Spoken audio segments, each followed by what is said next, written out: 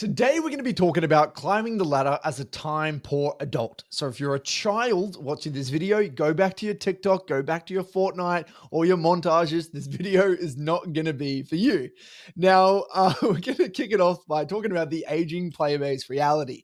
Now, it's no secret that League has in the past and still to this day struggles with capturing a younger audience. And as a result, the player base is aging, and so are you, and so am I. I'm going to be turning 30 in about a month or two.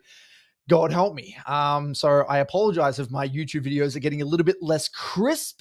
I'm aging in real time on YouTube. So you need to learn as a result to properly and healthily integrate League into your life if you want to get results in League sustainably. And the key here is sustainability. This is kind of been one of my giant themes this past year or two, especially in the Midland Academy, talking about helping people develop a sustainable process and integrating League into the life in a sustainable manner. We're not all 18 where we can piss away 10-hour days grinding the game. It's like drinking, right? You got to drink responsibly. You can't deal with the hangover. We've got other responsibilities we've got to take care of now. And so most adults who play League nowadays, especially between the ages of 25 to 40, likely did not just start playing League. They already had played during college or high school. So they had that kind of experience playing the game in the past. And a lot of these people are now coming back into the game looking to, get back into League. They've got a little bit more time. They're settled down. They've finished their degree. They've got a full-time job. And they really want to scratch that competitive itch. This time around, they don't have that additional or extra 8 hours per night to grind, or they can't piss away an entire weekend slaving away on the PC because they've got other things to attend to. And I want to make it clear, I have had firsthand experience working with many busy professionals with families and other commitments who do get solid results. So it is possible. You're not a lost cause, okay? It is possible. We actually have a whole interview we did, maybe it was a few years ago now, with a tech executive, I believe, in New York, who got great results. He had a family, he had hobbies. Outside, I think he played basketball, he went to the gym, and he got pretty solid results. He was a Zach Jungler. We may be talking a little bit about him later on. I'll leave the link in the description below. Now, let's get real here for a second. We've established we can get results, but the first question is, how are we actually going to go about it? Patrick, the tech executive that I was mentioning before, did it with Zach Jungle, not with Nidalee and Lee Sin, right? So we need to really understand how champion pool complexity, champion pool size, and understanding your player strengths all kind of coalesce and come together to shape and alter your League journey. You will not be able to have that perfect pool or play all of the champions in the game because you just won't get results. We don't have the time, we don't have the energy, we don't have the dedication that we once did. That's okay. Sacrifices must be made if we want results. Drop the ego. You're not special, right? You're an uncle now. You gotta wake up. So let's go through a few key principles together when it comes to developing your champion pool. Now, number one, pool size. Smaller the better. A lot of these time poor fathers and mothers typically have very small champion pools. OTP works. I think 2 off the top of my head, or 3, actually all basically OTP'd. I would say 2 is the perfect champion pool size all the way to master tier, to be honest, because that way you have a little bit of diversity. You're not going to get stuck in ruts. And if you do find you're getting bored or a little bit burnt out, instead of expanding your pool to 3, just champ pool cycle, right? Just move one of them in, cycle it with something different. And that can be a really great way of keeping things fresh. Champion pool complexity. We measure complexity, for those of you who don't know, by reference point and mechanical difficulty, right? So ideally, you find a champion that ticks both of those boxes. So champions like Veigar, Asol, just from a mid lane perspective, Swain, Victor, Ari, are all champions that have kind of medium to low mechanical difficulty, but also very clear reference points. And I would say the biggest one here is reference point clarity. If you would like to know more about what champion to play across all different roles, we actually have a tier list in our free school community. There'll be a link in the description below. Head over to the classroom tab, tier list, and you'll see beginner tier list for every single role. And you can use this as a general guideline of what champions you should be looking for. And then we have player strengths here.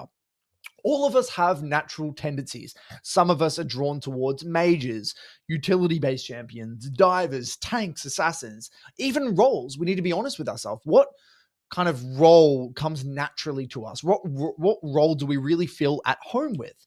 And that's really the question. What feels natural to me when playing? And this is not something that you really want to ignore. Again, because we are time poor, we have limited time on the Rift, we really want to get maximum bang for buck value from our time investment. Comfort does go a very long way. Now, I know there's going to be a lot of questions about what champion to play. Is this champ pool make sense? I'll be floating around the YouTube comments, replying to questions about pools if you are genuinely curious. Now, what should your process looks like? The uglier, the better. For those of you who have seen the pilot episode of Lost, season 1, episode 1, there's that beautiful plane crash scene on the beach. That's what your process is going to look like, right? If I don't hear babies screaming, people coming in the door, Zoom calls ringing, then likely it's not going to be the real experience. You have to get the idea out of your head that you're going to have this clean schedule, beautiful 3 blocks, reviews, and this nice, consistent, uninterrupted time. The reality is that you are going to have rapidly different periods of growth comparatively to the average player, and it is going to be messy. You need to embrace that. Now, the key here is repetitions. League fundamentally is a fighting-based game. Muscle memory and intuition must be developed. You do not need to have maximum intensity to have learning. I know there's a shout out to Sen in the Midnight Academy. I think he's got 2 kids at this point, and he often plays with, sleep deprived. He's not getting max intensity, but I think he's even reached, off the top of my head, Emerald, whether it's high plat or Emerald. And that's the norm. You got to accept reality. You're going to have kids screaming in the background. You're going to be getting interrupted. That is the reality. So don't use those as excuses. Be like, oh, I'm not at 100% energy. I didn't get 8 hours sleep. I can't play at my max capacity. That's okay. Even if you're playing at 75% intensity, getting those repetitions in, building that muscle memory will still go a very long way. Yes, this means reviews, intensity, and overall length of your blocks will have to suffer, accept reality. Now, for those boomers out there, it's going to be kind of like the tech stock versus investing in the S&P 500. For a lot of people that have a more kind of traditional streamlined journey, they're going to have this beautiful, relatively, less fluctuation in their journey. They're going to have a lot of consistency in their schedule. It's going to be like investing in the S&P 500.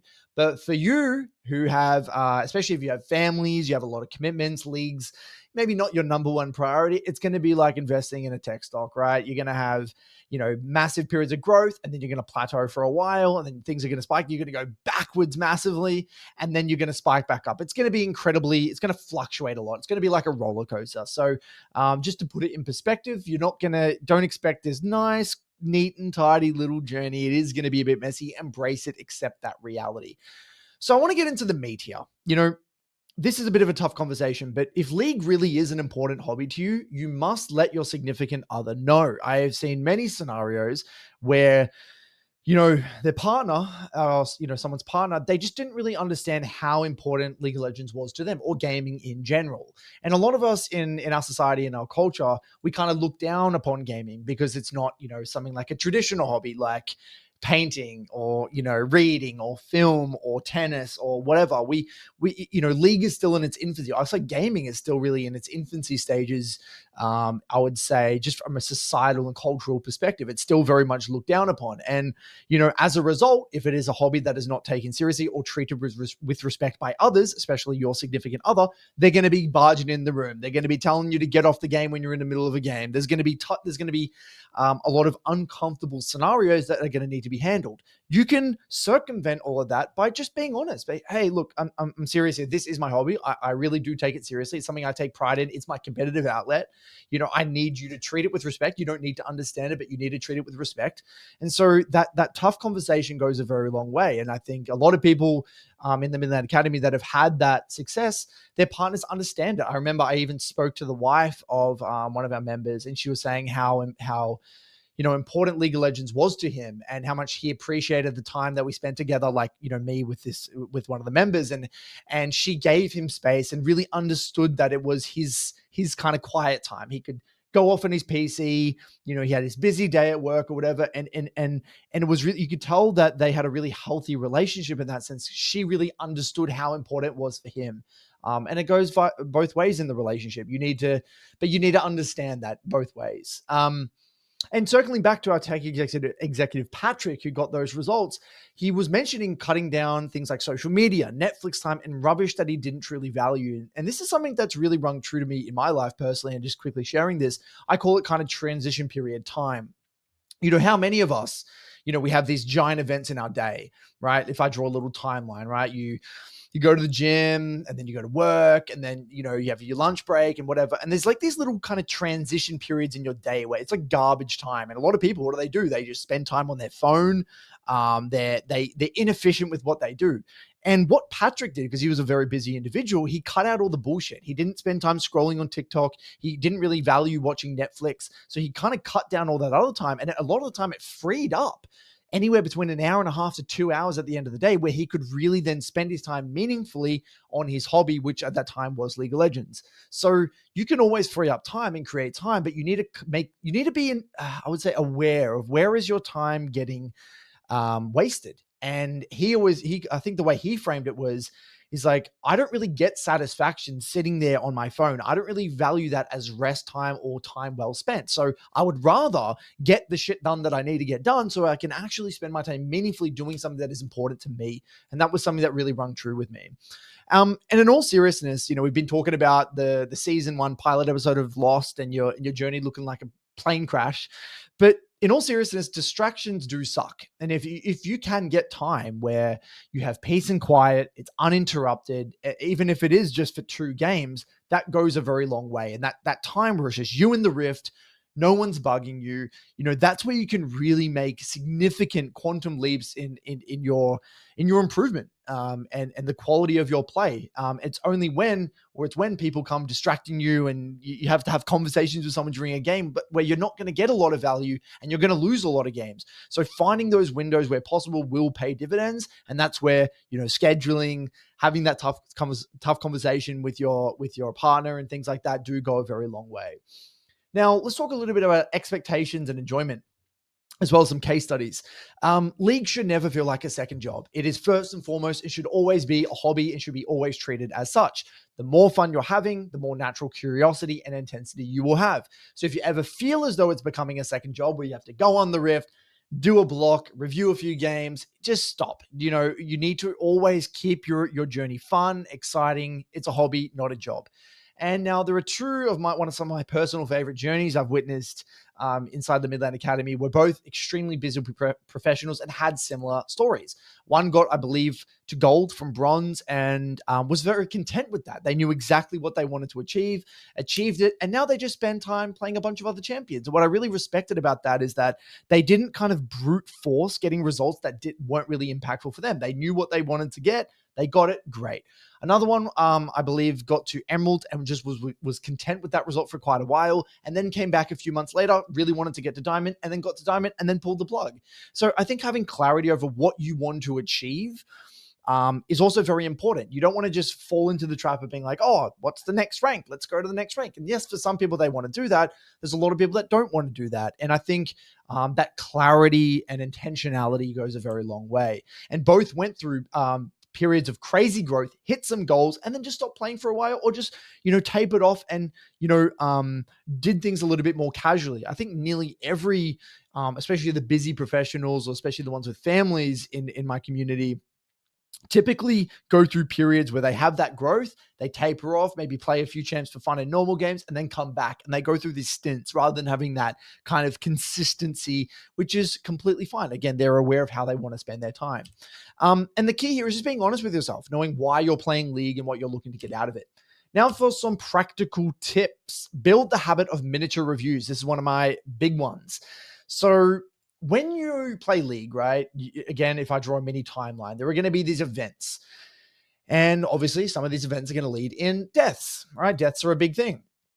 So what I mean by this is, let's say you die to a gank, okay? And you're sitting there to gray screen. Rather than just thinking about, nothing or alt-tabbing or whatever it is you usually do, quickly do an analysis. See if you can recognize any trends or patterns as to why that death happened. Oh, where was my jungler? Or I guess my team was all in base there. Or see if you can make a really rudimentary baseline observation about what happened in that scenario. And this is what I call mini reviews. And a lot of the best players in the world do this. Instead of switching off, they just try to make sense of what happened there. Is there any principle that I could have followed here? What did I have my ultimate? Did I not have my flash? Did I have a ward out? making some baseline observations in those little brief moments, reflecting on those kind of mistakes goes a long way, and it will save you time instead of having to review these scenarios in the post game because you're already going to have a lot of clarity over what went wrong. Now, obviously, this is easier said than done. I don't expect all of you to be able to do this, but have a go, have a crack. Don't switch off when you're dead. Reflect on it quickly, make some baseline observations, and move on. This can be a really great way of being time efficient because not a lot of you are going to have time for crazy reviews, and that's okay. These mini reviews kind of can be weaved in during the game. If you do have time to review, keep them very short, sharp, and concise. Reviewing key deaths is nearly always bang for buck value. I have a whole section for free in my school masterclass, link in the description below, where I actually cover exactly how to review deaths in a super practical way. If you're wanting to learn how to review your deaths more effectively, check it out in the classroom section of our free school community. Use the queue time and load screen to try and re-jog your memory of what happened in your previous block. So when you're queuing up and you're getting into the game, see if you can skim over the last VOD. Pull up your last VOD and be like, what happened here? What did I notice? You might only have time to go over a few instances, but it will start to re-jog your memory, and it can oftentimes make you feel like you're continuing that block. One of my favorite things to do before games is skim over my previous block, because it almost feels like it's like, when you put a bookmark in a book and it feels, obviously you're leaving off where you left off. It can feel like you can kind of create that similar feeling when you do that, when you're going into your next block of games. And then lastly, don't get gaslit by sexy YouTube content. Keep your attention focused on champion mastery, fundamentals, and intensity. You're not going to gimmick your way through the journey. Boring equals sexy. Okay. So hopefully this all makes sense. Let me know if you have any other questions. Otherwise, I'll see you for another video soon. Cheers.